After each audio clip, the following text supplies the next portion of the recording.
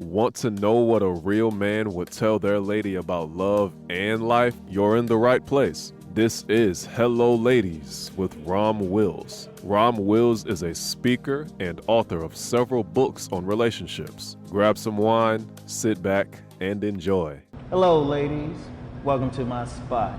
This is a special edition of Hello Ladies with Rom Wills, and I'm with the beautiful Amaadi Coleman. Hi. I'm gonna tell you about Amaadi. She is a hustler. This lady right here is a hustler. She wakes up hustling. I mean, ever since I've known her, it's like business, business, business. But I'm gonna let her tell you about herself. Well, hello ladies. My name is Amaadi, and I'm a mom of 3 boys, and I like movement. I'm a movement artist, I'm a holistic trainer, I'm a nutrition coach, I'm an author, and I guess that's what we're here to talk about today. Well, you know what, and that's the thing. I've known you so long, and I've just seen just a progression. I remember when you were training to get your license, your personal training license, and then I'm following you on IG, and I'm like, wow, she is kicking ass. So you do several types of training. It's not just regular physical training, though I want you to talk about that, but you train other areas as well. Why don't you just let our listeners know, our watchers know, viewers. So there's personal training and physical training, but there are like many aspects just within that. There's mobility and flexibility. So if you can't move, say you had hip replacement, or you have knee pain, or you have shoulder pain, I can't just start training you. I have to prep you. So I have to make sure that you're mobile in those joints first, and then we can progress to the actual physical training. So there's flexibility, there's mobility, there's physical training. Within physical training, there's also cardio, different types of cardio. So we have that part, and then we also have nutrition coaching because, so my focus is women, and I try to focus on the whole woman. And so the physical, even the nutritional, doesn't complete a person. That's just part of the person. So I can train you all day, but if you go home and eat a bag of chips and come back to me the next day, you've kind of undone what you worked on the previous day. So I do a bit of nutrition coaching for clients who may want it. We also do a little bit of spiritual or life coaching. A lot of times women become emotional in the middle of my session. And sometimes it could be because they've accomplished something that they limited themselves in. They thought they couldn't do it. I had one client who had MS. She had multiple sclerosis, and after one of the exercises, she just started crying. And I'm like, whoa, you know, what happened? And she said, you know, I put myself in this box, and I just thought I wouldn't be able to do certain movements because of the pain that I experienced with having MS. And she was able to do it, but I wasn't aware of the constraints that she put on herself until she told me after she finished crying. So moments like that, you know, so of course we sat and talked about it. Okay. You know, there are other moments where I have a client, she just starts crying, you know, I'm thinking for no reason, and she's just very emotional. She's having a rough patch in her life. And something about exercising and mental health, there's a direct correlation between the two. And I realized, I mean, there's studies that prove it, but I've realized that in working with women that a lot of emotional, I don't really like to use the word baggage, but a lot of emotional stuff comes up in our sessions. So that's also addressed. Okay, well. Hold up, because that's the interesting thing, because, you know, I don't have notes, so I said I'm just going to let it flow. The mental health piece. Now, you're working with women. How much are you seeing mental health issues while you're training them? I mean, go ahead. I'm not a mental health specialist. Like, I'm not a social worker or a therapist. I'm not licensed to treat or diagnose. But I mean, just, you know, off the record, I would say maybe a third. Oh wow. Including myself. You know, I go through things sometimes, and if I don't exercise, it's almost like exacerbated. And then when I do exercise, it almost dissipates. Oh, okay. So when we go back, let's go back to the beginning, what you started with, physical training. Right. Now, okay, we have women, mostly women watching this channel. There's gonna be some guys trying to like, hey, what's her IG? But that's okay, very beautiful. So it's going to get it, but it's for the ladies, fellas. It's for the ladies. All right, so physical training. Okay, so maybe you have someone watching and they need to exercise more. What would you recommend the average woman start off with if she wants to get into physical training? I would actually say it depends. We're such a cookie cutter society that one size does not fit all. Okay. That goes for physical fitness as well. I mean, it depends on what her injuries are. It depends on her conditioning level. It depends on if she's already working out. It depends on where she lives and if she has access to a gym, if she can afford a gym. It depends on if she has childcare and what is she going to do with it. There's just so many different variables that go into where does a woman start. Now, I'll just give a general example of how a woman can start. She can start by just walking around the block. Okay. And then when that doesn't get her out of breath or get her heart rate up, she can take 2 trips around the block. Okay. If she feels like she can't afford a trainer, then she can just join a local gym and do some of the machines. I'm sure that people there are qualified to show her how to properly work the machine. She can start there.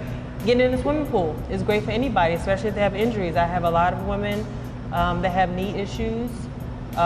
They're just achy and they experience a lot of pain, and getting in the pool is a great way to soothe that and to exercise safely. And you don't have to get in there and do an aerobics class, which would be great, but just walking back and forth across, forward and sideways, can also help with lower body joints. Okay. Another way to start, now there's a lot of information out there in the fitness industry on YouTube, on Instagram, social media. There's just, and a lot of it is okay, but there's some things, if you're not well versed and you're not up to date, you can actually injure yourself if you don't know proper form or technique or how to move around pain. I'm a trainer that does not like to just say work through the pain. If there's pain, you need to listen to your body, which goes to my tagline, creating mind-body wellness through mind-body connection. So if your body is saying, hold up, stop, then you need to stop.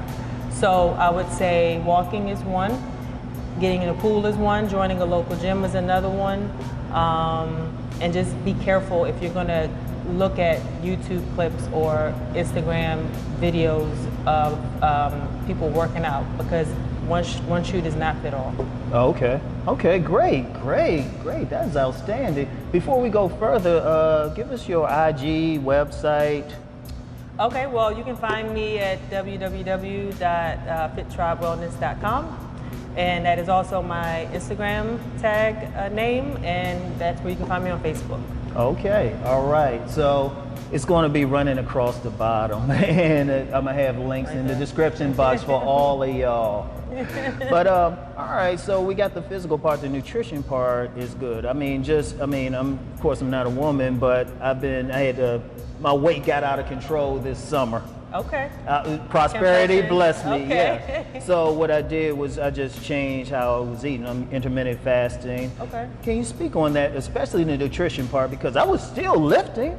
Doing the cardio, but I was still going to certain restaurants and eating a little bit more than I should have. Okay. That nutrition piece is key, and that's the beauty of how you train. You're not just training them physically, but you're dealing with the nutrition. In fact, I mean, when we first met, that's what you were big on, that nutrition part before you even got into the physical part. So definitely let our ladies know what they need to be doing there. Well, it's all about priority and it's all about choice. It's all about priority and it's all about choice. So if you want to look a certain way, if you want to feel a certain way, it starts in the kitchen, literally. If you want flat abs, it starts in the kitchen. It is not how many crunches you can do, and we can get into that later because I say no to crunches. I do not prescribe crunches. We're going to get into that. We'll get into that later. So it's what you feed your body, it's how your body will feel and how your body will look in response to that. So, for example, I was in a car accident a couple of months ago. Oh, wow. I stopped working out. I'm starting to feel horrible. So I started to eat poorly every day. Just eating whatever, just eating whatever, just junk, until I finally saw my skin being affected, my mood being affected, my weight being affected, my strength being affected. And so I just cold turkey started doing a green juice detox. Okay. So I'm on day 2 of a green juice detox. So that's probably why I'm looking a little tired, but Oh, no, that's all right. She brought the green juice with her. I brought the green juice, yes. So I would just say prioritize your life. And if you really, you have to be honest with yourself. That's actually number 1. You need to be honest with yourself, because I have lots of clients that say, oh, I want this, I want this, I want to look like this, I want to be like this in this amount of time. But then the next time they come back to me, they say, oh, I had a bad weekend, I had fried this, and I had a shot of this, and I had, you know, a whole bunch of saturated, you know. So you have to pick. You have to be honest with yourself and pick, what do you really want? Because we can say it, but if we're not living it, it's not going to happen. Okay. So I would say start there, be honest with you, because you may not really want to do the work. And if you really don't want to do the work, then you really don't want it. Yeah. You have to be real with yourself about that, and a lot of people don't want that. Oh, okay, great. Let's go back to what you threw out there, crunches, because I remember I saw an Instagram post where you said something about the crunches. Just say no. Just say no. Now, why is that? No. Why is that? So I focus on women's health, the holistic woman, Okay. right? Healing her holistically. And most of the women that I train are mothers. And because they're mothers, they're more likely to have a condition called diastasis recti. Diastasis recti is very uncommon in the Black community. I would even venture to say it's very uncommon in society. A lot of people are not talking about diastasis recti. Now, DR is a separation of the abdominal walls in the front.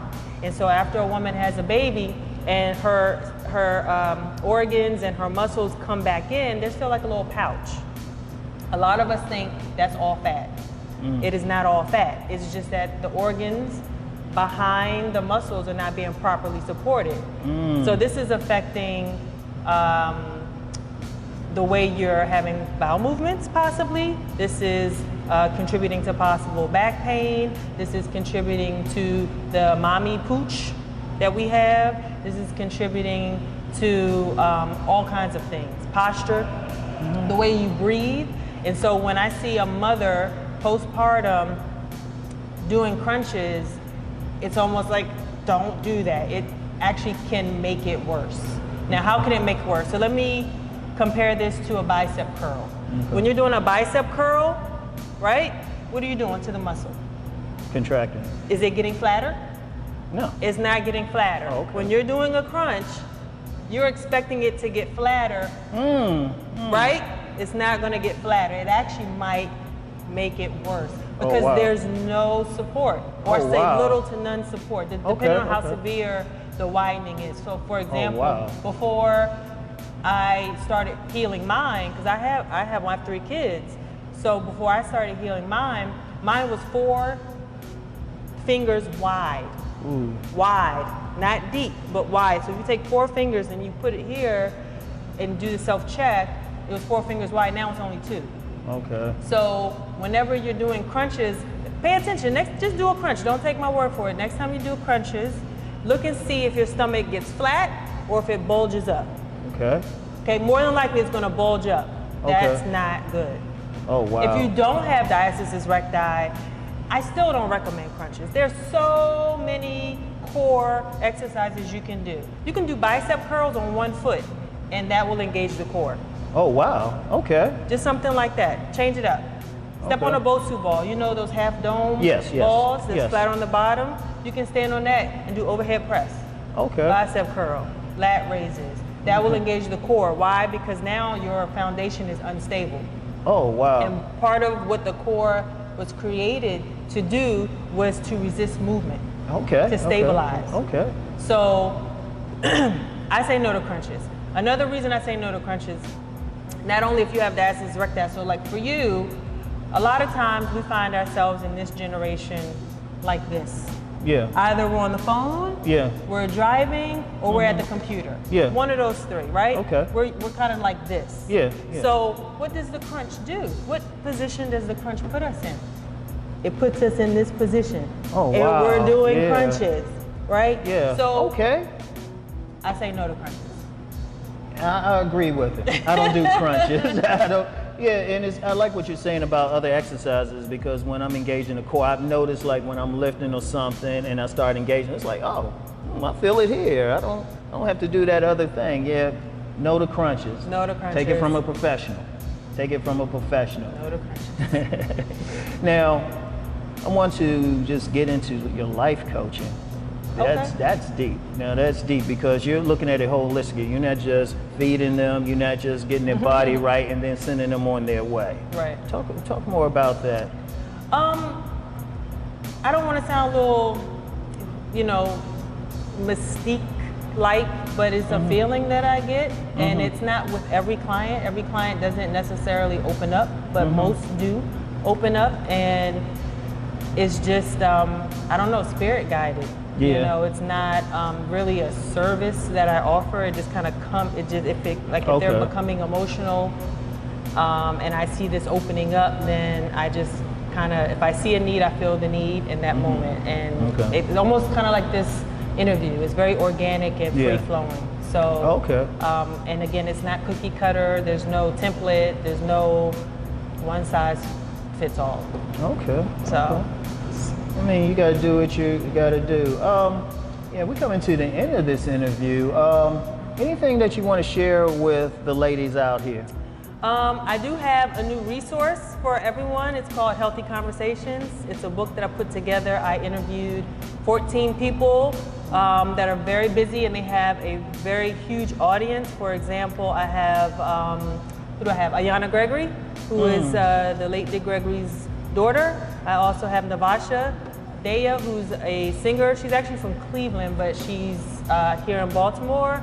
And I also have Harold Fisher from WHUR's The Daily Drum. He has a radio show Monday through Fridays, Howard radio station, around 5 o'clock. So it's 14 of them, and I'm talking to them about their journey with food and being such busy, impactful people on the planet. Like, how do they deal with food? Like, if they're eating out, how do you still eat healthy? Like, if you're having unhealthy cravings, how do you deal with that? What type of foods do you like to eat? So this book is a collection of their answers, and I've also included recipes, tips, and benefits to some of the foods that they eat.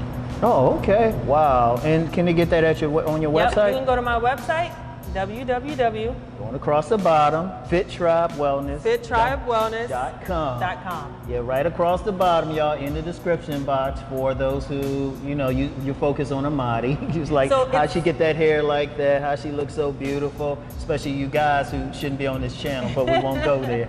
Yeah, so if you go to the website, you can purchase an ebook, you can download an ebook or a hard copy. Okay, all right then. Well, come to the end of this beautiful interview. She schooled me. You schooled me. I'm like, wow, that's deep. I mean, you really know your stuff. I take the time, and I do a lot of research, science-based. I've tested out myself. I read a lot of articles. I watch a lot of stuff that isn't good, that is good, and that's great. I don't just go to one particular source. I try to stay as current as possible on many things related to women, fitness, nutrition, holistic living, so that I can be better at what I do. Okay. Now, I was going to cut it off, but got to ask one more question. Do you do public speaking engagements, seminars, webinars? Okay, so I do public speaking events. Okay. And I do have a webinar series that's going to come up. Okay. And it's called Kitchen Coaching. Oh, wow. And it's going to piggyback the book, Healthy Conversations. Okay. So it's going to talk about everything from what to eat before you work out, what to eat after you work out, what is gluten-free, and what can I eat if I'm going to be gluten-free, and why should I be gluten-free? It could be how to do a green juice 3-day detox. It could be fasting without food. All these different topics, and it'll be once a week. Oh, wow. Online. And will they be able to access it through your website? Yes. All right. So definitely check out FitTribeWellness.com. Definitely support this dynamic sister. She has Rom's seal of approval, and I'm not exaggerating about the hustle. I am not, man, I'm like, y'all know I had 1,000 jobs. This lady, she be driving the kids around, making something happening over here, say, oh yeah, I got to take this class here. Wow. So anyway, thank you once again for coming. Thank you so much for having me. And check her out. So thank you. Peace and blessings, everyone. Peace.